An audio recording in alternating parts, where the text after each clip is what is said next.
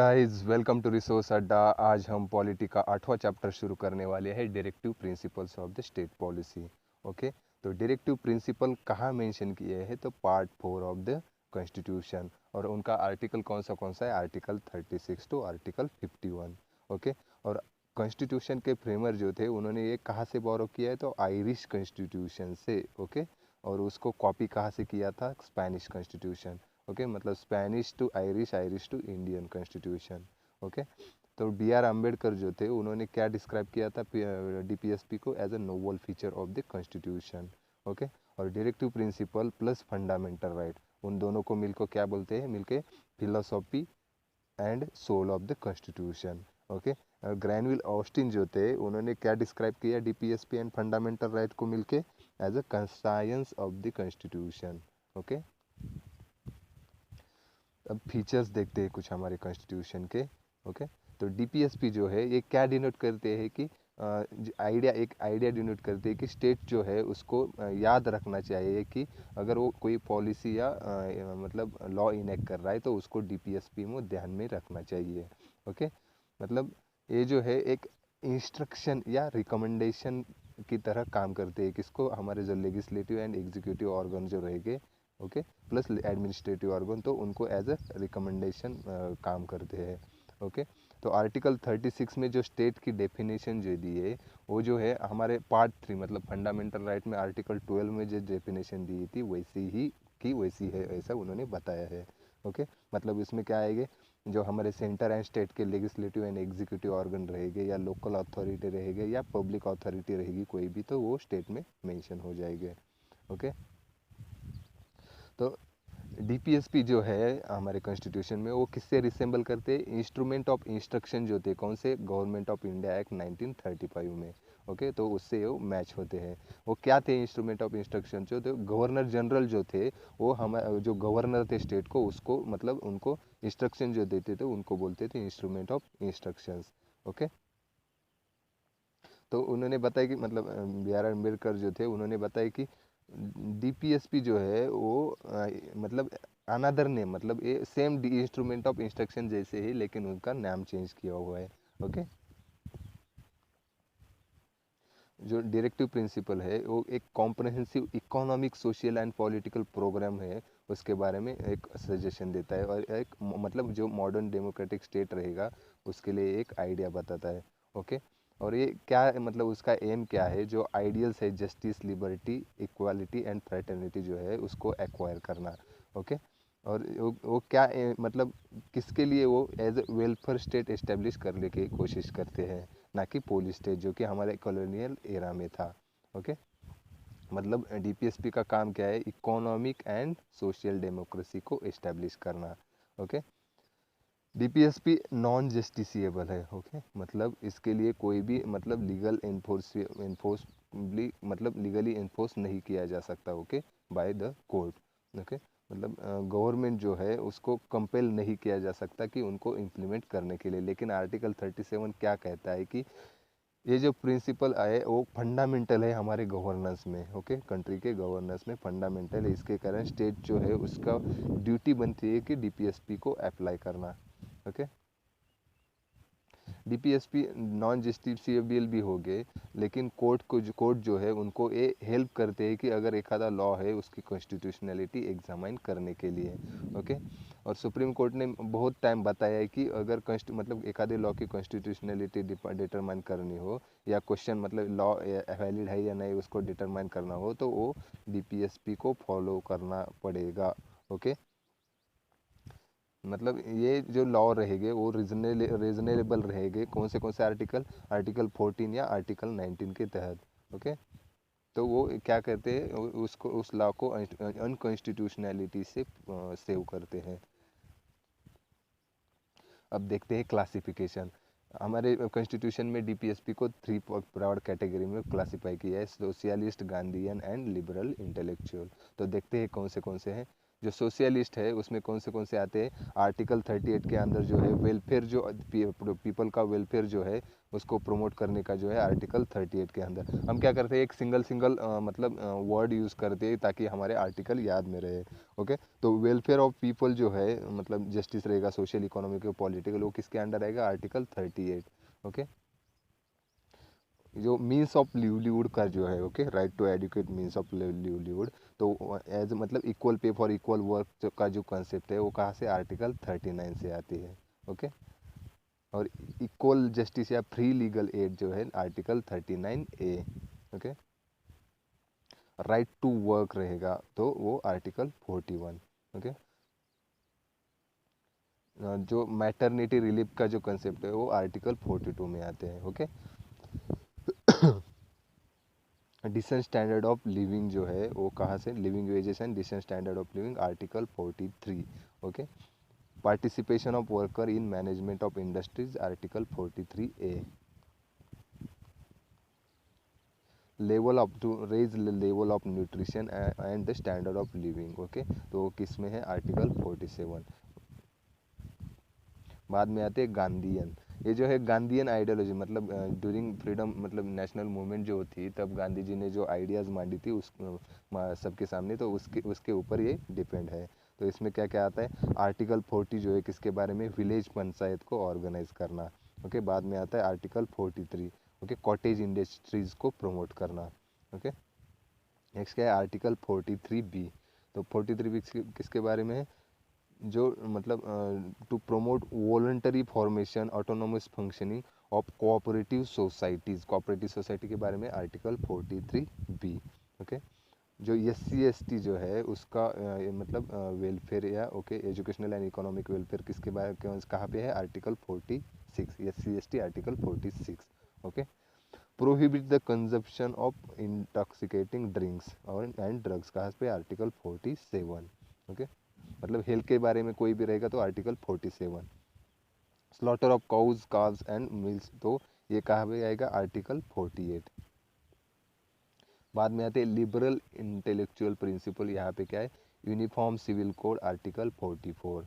Okay, early childhood care, okay, मतलब up to the age of 6 article 45, ये amend किया हुआ आर्टिकल है। Okay, to organise agriculture and animal husbandry article 48, मतलब animal के बारे में कोई भी रहेगा तो article 48। Okay, to protect and improve environment and to safeguard the forest and wildlife article 48A। To protect monuments के बारे में article 49। Separation of judiciary from executive article 50 and to promote international peace article 51। Okay, ये थे हमारे DPSPs। नए जो directive principle add किए गए तो इसके बारे में देखते हैं। जब 42nd अमेंडमेंट हुई थी 1976 में, तो उसमें 4 डायरेक्टिव प्रिंसिपल ऐड किए हुए थे। तो कौन से हैं, आर्टिकल 39 किसके बारे में, healthy development of childrens article 39, equal free legal aid के बारे में जो है, equal justice and free legal aid article 39A। Okay, participation of workers in management of industries article 43A and protection and improvement of environment, तो ये जो है article 48A। मतलब 39, 39A, 43A, 48A, ये जो है 42nd अमेंडमेंट से add किए हुए हैं। बाद में 44th अमेंडमेंट जब आई तो उसमें एक और डायरेक्टिव प्रिंसिपल ऐड किया आर्टिकल 38 में। तो यहाँ पे इनइक्वालिटी मिनिमाइज करने का जो है वो 44th अमेंडमेंट से ऐड किया हुआ है। बाद में 86th अमेंडमेंट ने क्या किया, जो 45 आर्टिकल था तो उसका सब्जेक्ट मैटर को चेंज कर दिया। तो उन्होंने क्या कर दिया, अर्ली चाइल्डहुड केयर ऐड कर दिया उसकी जगह up to the age of 6 year. Okay, बाद में 97th अमेंडमेंट हो गई 2011। ओके, यहाँ पे 43 भी ऐड कर दिया किसके बारे में, कोऑपरेटिव सोसाइटीज़ के बारे में। ओके, अब देखते हैं कि sanction behind directive principles. Okay, मतलब डायरेक्टिव प्रिंसिपल जो है उसके अगेंस्ट मतलब बिहाइंड कौन सा फोर्स है कि उसको इम्प्लीमेंट किया जाए।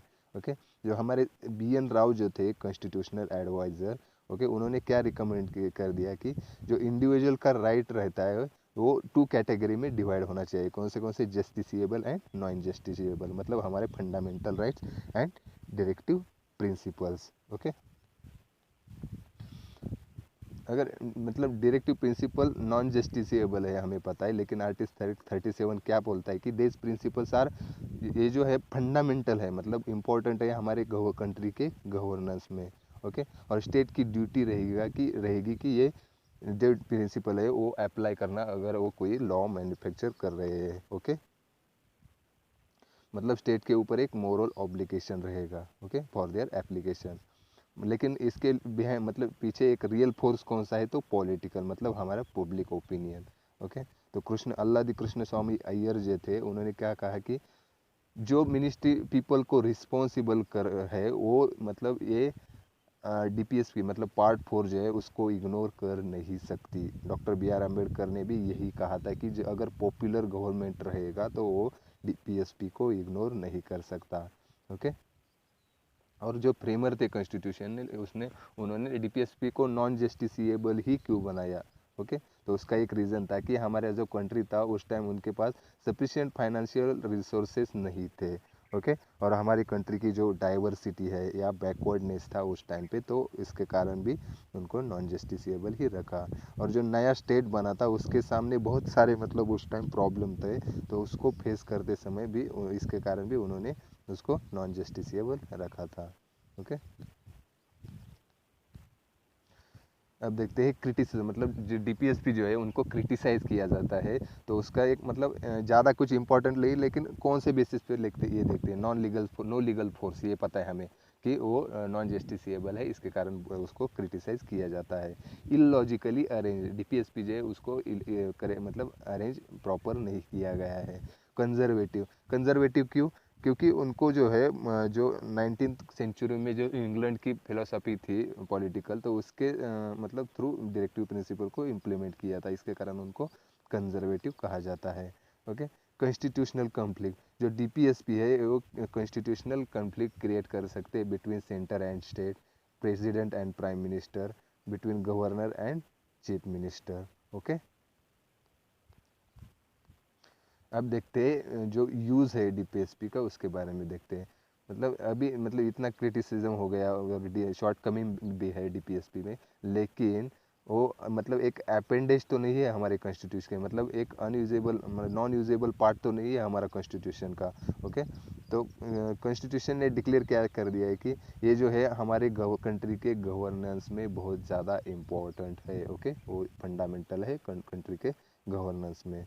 ओके, एल एम सिंघवी जो थे उन्होंने क्या कहा था कि डीपीएसपी जो है ये लाइफ गिविंग प्रोविजन है। Okay, for the constitution. Okay, और ये क्या करते हैं कि फिर सोशल जस्टिस जो है उसको प्रमोट करने की कोशिश करते हैं।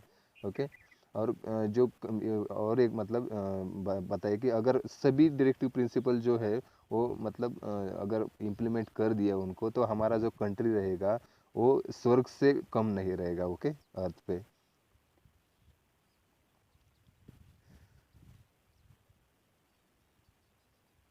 और बी आर अम्बेडकर भी यही बोलते हैं कि डायरेक्टिव प्रिंसिपल जो है उसकी बहुत ज़्यादा वैल्यू है, बिकॉज ये जो है एक हमारे जो इंडियन जो पॉलिटी है उसका एम जो है उसको फॉलो करने की कोशिश करता है, मतलब इकोनॉमिक या सोशल डेमोक्रेसी को मतलब ये करना इम्प्लीमेंट करने के लिए। ओके,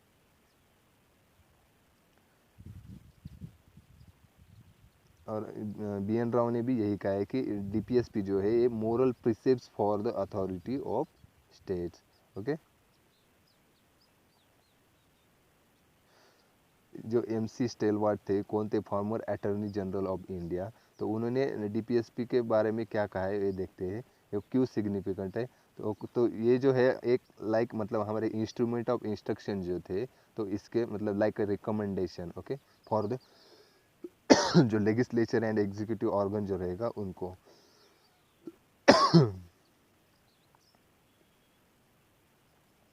और वो क्या है कि उन्होंने एज अ मतलब जुडिशियल रिव्यू के लिए बहुत से मतलब कोर्ट को जो है जुडिशियल रिव्यू के लिए वो हेल्प करते हैं डीपीएसपी।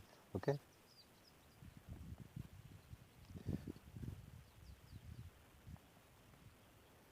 और ये क्या करता है, एक बैकग्राउंड क्रिएट करता है। ओके, स्टेट लेजिस्लेटिव या एग्जीक्यूटिव ऑर्गन जो रहेगा उसको मतलब एक्शन लेने के लिए या उनको पॉलिसी फॉर्म करने के लिए। ओके, और जो प्रियम्बल जो है उसको मतलब उनके जो वर्ड है मतलब लिबर्टी, इक्वालिटी एंड फ्रैटर्निटी, उसको एम्पलीफाई करने की ये कोशिश करते हैं। डीपीएसपी और ज़्यादा मतलब कौन से रोल प्ले करते हैं ये देखते हैं। ये जो है फैसिलिटेट करते हैं मतलब स्टेबिलिटी एंड कंटिन्यूटी। अगर मतलब गवर्नमेंट चेंज हो जाता है तो जो पॉलिसी रहेगी गवर्नमेंट की, ओके, उसको स्टेबल रखने की कोशिश करता है, okay, in political, economic and social sphere, okay. और ये जो है फंडामेंटल राइट्स को एज अ सप्लीमेंट्री वर्क करते हैं, मतलब फंडामेंटल राइट्स में कोई वैक्यूम रह गया तो उसको फुलफिल करने के ये काम करते हैं, ओके। अगर उनका इम्प्लीमेंट हो गया तो वे क्या करते हैं, एक फेवरेबल एटमॉस्फेयर करते हैं कि मतलब फंडामेंटल राइट जो है सिटीजन्स के उसको प्रॉपरली एंजॉय किया जा सके। मतलब उन्होंने क्या बताया कि पॉलिटिकल डेमोक्रेसी है तो वो इकोनॉमिक डेमोक्रेसी के सिवा कुछ भी नहीं है, ओके। और ये क्या इनेबल करते हैं कि इन्फ्लुएंस एंड कंट्रोल जो रहेगा मतलब गवर्नमेंट के ऊपर हमारे मतलब एग्जीक्यूटिव का, उनको अपोज करने की कोशिश करते हैं, मतलब बैलेंस रखने की कोशिश करते हैं, ओके। मतलब जो रूलिंग पार्टी रहेगी उसका मतलब अपोजिशन रहेगा कोई, तो उसको जो है रूलिंग पार्टी को क्रिटिसाइज करने के लिए बहुत सारे मतलब फ़ायदे होते हैं डीपीएसपी से, ओके।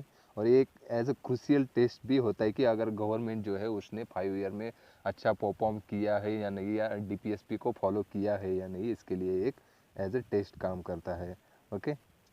और जो रूलिंग पार्टी रहेगी उसका कोई भी मतलब पॉलिटिकल आइडियोलॉजी रहेगी तो उसका कोई भी हमारे पॉलिसी के ऊपर इम्पैक्ट नहीं पड़ेगा, क्योंकि ये जो है पॉलिटिकल मैनिफेस्टो रहेगा वो मतलब कंटिन्यूसली सेम ही रहेगा बिकॉज ऑफ आवर डीपीएसपी। अब देखते हैं conflict between fundamental rights and DPSP. मतलब हमें पता है कि डीपीएसपी जो है non justiciable and fundamental right जो है जस्टिसिएबल, लेकिन जस्टिस नॉन जस्टिसिएबल होने के कारण, लेकिन उसका एक प्रॉब्लम है कि मतलब डीपीएसपी जो है उनको स्टेट को एक मोरल ऑब्लिगेशन रहता है कि उनको इम्प्लीमेंट किया जाए। तो ये कहा दिया है आर्टिकल 37 के अंडर, ये हमने पहले देखा है। तो एक क्या होता है कि फंडामेंटल राइट एंड डीपीएसपी के बीच में एक कॉन्फ्लिक्ट पैदा होता है कि कौन ज़्यादा पावरफुल है, ओके। तो जब चंपकम जो दोरा राजन जो केस आई थी कब 1951 में, तो सुप्रीम कोर्ट ने क्या रूल किया था, अगर दोनों के बीच में कॉन्फ्लिक्ट पैदा हो गया तो जो फंडामेंटल राइट जो है वो ज़्यादा पावरफुल रहेंगे। लेकिन उसका मतलब उन्होंने ये बताया कि फंडामेंटल राइट जो है उनको अमेंड नहीं किया जा सकता, ओके, डीपीएसपी के अगेंस्ट। वो डीपीएसपी को इम्प्लीमेंट करने के लिए कहा, लेकिन उसको इम्प्लीमेंट करने के लिए फंडा मतलब आई एम सॉरी, यहाँ पे मतलब वो क्या कर सकते, अगर डीपीएसपी को इम्प्लीमेंट करना हो तो फंडामेंटल राइट को अमेंड किया जा सकता है। कौन सी, ये 1951 की दोरा राजन जो केस थी उसके में उसमें उन्होंने कहा था। इसके कारण बाद में मतलब जो अमेंडमेंट हुई थी, first amendment, fourth amendment and 17th amendment जो हुई थी, तो वो डीपीएसपी को इम्प्लीमेंट करने के लिए ही हुई थी, ओके। बाद में जब गोलकनाथ केस जो आई तो उन्होंने बताया कि फंडामेंटल राइट जो है वो सैक्रोसेंट इन नेचर है, मतलब उनको डीपीएसपी को इम्प्लीमेंट करने के लिए अमेंड नहीं किया जा सकता, okay, can not be amended, okay. लेकिन पार्लियामेंट जो था उस टाइम उन्होंने सुप्रीम कोर्ट का जो जजमेंट था उसको उसके अगेंस्ट रिएक्ट करने के लिए उन्होंने क्या किया कि 25th एंड 24th अमेंडमेंट की। 24th अमेंडमेंट से उन्होंने क्या बताया कि पार्लियामेंट जो है उसको पावर है कि वो फंडामेंटल राइट्स को मतलब अमेंड कर सकते हैं, okay, by constitutional amendment act. और 25th जो अमेंडमेंट था उन्होंने एक नया आर्टिकल इंसर्ट कर दिया, आर्टिकल 31C, ओके। तो उसमें क्या था कि अगर कोई भी सोशलिस्ट डीपीएसपी मतलब बिटवीन आर्टिकल 39B एंड सी के थ्रू जो डीपीएसपी है उसको इम्प्लीमेंट करने के लिए जो है फंडामेंटल राइट्स को वो रिमूव कर सकते हैं या उसको ब्रीच कर सकते हैं। कौन सा आर्टिकल 14 या 19 के अगेंस्ट भी हो तो वो मतलब इनवैलिड नहीं हो सकता, ओके।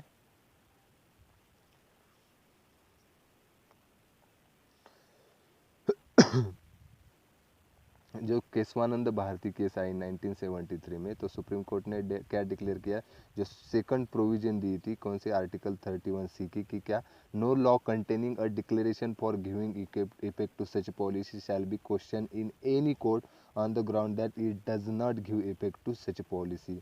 ओके, जो सेकंड जो ये जो सेंटेंस था, ओके, तो ये क्या कर दिया, इनवैलिड बता दिया। Okay, on the ground of judicial, मतलब जुडिशियल रिव्यू होना चाहिए।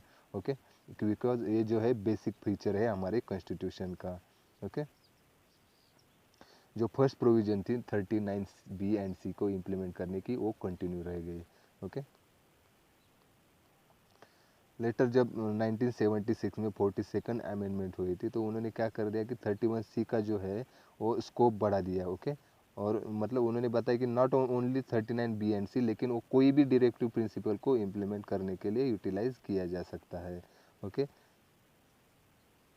लेकिन बाद में सुप्रीम कोर्ट ने उसको अनकॉन्स्टिट्यूशनल डिक्लेयर कर दिया। ओके, इन मिनरल मिल्स केस। ओके, उन्होंने बताया कि ओनली DPSP मतलब 39B एंड C के जो है उनको ही इम्प्लीमेंट किया जा सकता है आर्टिकल 31C के अंडर। ओके, बाद में जो मिनरल मिल्स केस थे 1980 में, उन्होंने बताया कि हमारा कॉन्स्टिट्यूशन जो है वो मतलब हमारे फंडामेंटल राइट एंड DPSP के बैलेंस पे खड़ा है। ओके, उन दोनों के बैलेंस पे, मतलब उन्होंने बताया कि यहाँ पे कोई भी ज़्यादा पावरफुल नहीं है, दोनों भी वर्क एज अ वर्क करते हैं कि हमारे जो कॉन्स्टिट्यूशन की एक चैरियट है उसके as a wheel, two wheels की तरह काम करते हैं। ओके, यहाँ पे मतलब कोई भी ज़्यादा पावरफुल नहीं है, ऐसा उन्होंने बता दिया। मतलब अभी जो पोजीशन है फंडामेंटल राइट्स की, तो वो कैसी है कि वो डायरेक्टिव प्रिंसिपल से ज़्यादा, मतलब उसके ऊपर सुप्रीमेसी है उनको। ओके, बट उसका ये मतलब नहीं है कि डायरेक्टिव प्रिंसिपल को इम्प्लीमेंट नहीं किया जा सकता। पार्लियामेंट जो है फंडामेंटल राइट्स को अमेंड कर सकते हैं for the implementation of directive principles. Okay, लेकिन वो अमेंडमेंट जो है वो बेसिक स्ट्रक्चर को डिस्ट्रॉय नहीं करनी चाहिए। ओके, अभी तक देखते हैं कि डायरेक्टिव प्रिंसिपल का इम्प्लीमेंटेशन, तो गवर्नमेंट ने इंडिपेंडेंस के बाद बहुत सारे रूल्स बनाए या बहुत सारे इंस्टीट्यूशंस एस्टेब्लिश की कि DPSP को फॉलो करते हुए। तो उसमें से कुछ देखते हैं हम, ज़्यादा सभी नहीं देख सकते, लेकिन एक इम्पॉर्टेंट पार्ट देखते हैं। तो प्लानिंग कमीशन को पहले इस्टेब्लिश कर दिया 1950 में, ताकि हमारा कंट्री का डेवलपमेंट जो है प्लान मैनर से हो सके। उसके बाद 5 ईयर प्लान स्टार्ट हो गया। ओके, ये कब तक चला, 2015 तक। बाद में प्लानिंग कमीशन को अबोलिश कर दिया और उसकी जगह नीति आयोग को इस्टेब्लिश कर दिया गया। ओके, ऑलमोस्ट सभी स्टेट ने जो है लैंड रिफॉर्म बिल को पास किया है। ओके, उसके अंडर क्या क्या आता है कि जो इंटरमीडिएरी रहेंगे उसको रिमूव करना, मतलब जैसे कि ज़मींदार रहेंगे, जागीरदार रहेंगे, तो उनको रिमूव करना। ओके, टेनेंसी रिफॉर्म, जैसे कि मतलब फेयर रेंट रहेगा या सिक्योरिटी रहेगा टेनर को, तो वो भी इसके अंडर आता है। जो लैंड होल्डिंग रहे उसके ऊपर सीलिंग लगा दी गई है। ओके, और जो एक्स्ट्रा लैंड रहेगी सरप्लस, तो जो लैंडलेस लेबर रहते हैं उनके अमंग उनको प्रोवाइड कर दिया गया। और पांचवा जो है कोऑपरेटिव फार्मिंग, याद रखिएगा। बहुत सारे एक्ट्स बनाए कि जैसे कि मिनिमम वेजेस एक्ट रहेगा, payment of wages act, okay, payment of bonus act, ऐसे बहुत सारे एक्ट बनाए implementation of for the implementation of DPSP। 2016 में क्या हुआ था, child and labour prohibition act जो है उसको रीनेम कर दिया, जैसे कि child and adolescent labour prohibition act 1986। Okay, जो maternity benefit act 1961 and equal remuneration act बनाया 1976 में for the protection of interest of women workers. Okay, जो फाइनेंशियल रिसोर्सेज जो है हमारे कंट्री के, वो प्रॉपरली यूटिलाइज करने के लिए नेशनलाइजेशन स्टार्ट कर दिया, जैसे कि इंश्योरेंस रहेगा, कॉमर्शियल बैंक्स रहेंगे, ओके, जनरल इंश्योरेंस रहेगा, या उसको मतलब उनका नेशनलाइजेशन स्टार्ट कर दिया था गवर्नमेंट ने। ओके, बाद में प्राइवेट पर्स को भी एबोलिश कर दिया 1971 में। प्राइवेट पर्स क्या रहता था, जो हमारे राजा महाराजा थे उस टाइम पे, तो जब उनको कंट्री में इंक्लूड कर दिया गया, तो उनको मतलब पेमेंट दिया जाता था एज अ गिफ्ट बोल के, तो उसको 1971 में उसको भी एबोलिश कर दिया गया। ओके, नालसा आता है, नालसा एक्ट 1987, उसके थ्रू लोक अदालत एस्टेब्लिश होती है कि लोगों को फ्री लीगल एड प्रोवाइड की जाए। ओके, तो गांधीयन प्रिंसिपल जो आते प्रिंसिपल पे KVIC को इस्टेब्लिश कर दिया, ओके।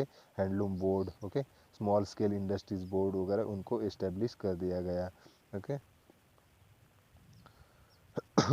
रोजगार को बढ़ाने के लिए बहुत सारे मतलब स्कीम्स आ गई, संपूर्ण Grameen Rozgar Yojana, national rural employment guarantee programme वगैरह, ओके। वाइल्ड लाइफ को प्रोटेक्ट करने के लिए 1972 में एक्ट बनाया गया, protection of wild life act 1972, okay. Forest conservation act 1980, okay.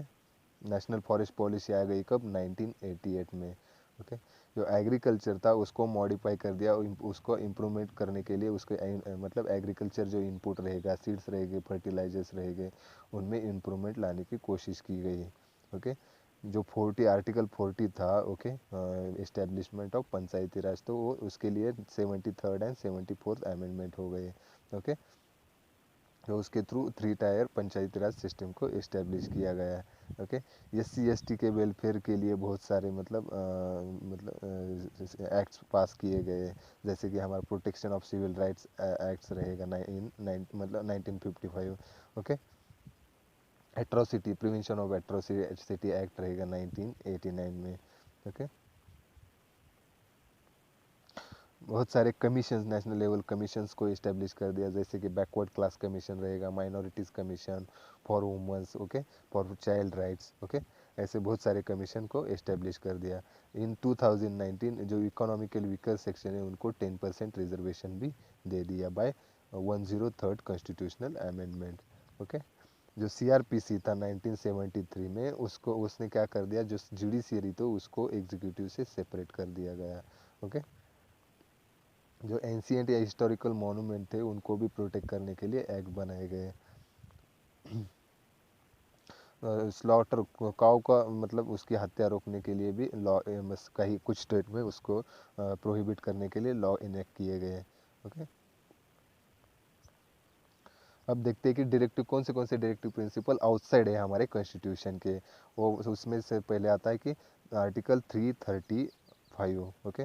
Article 335 किसके बारे में, जो SC ST जो है उनको सर्विस में मतलब claim of the SC ST members, okay, shall be taken into consideration, okay, within the maintenance of efficiency of administration, okay. अगर आप सर्विसेज में अपॉइंट करना या ओके कोई पोस्ट रहेगी, ओके, तो उसमें SC ST को उसका उनका जो क्लेम है उसको कंसिडर करना, okay.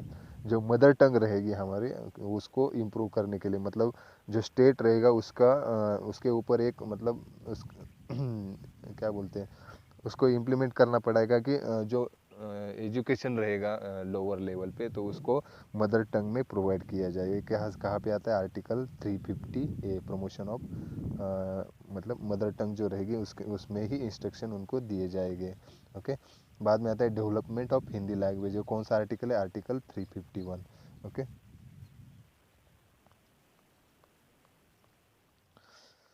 Okay, thank you guys.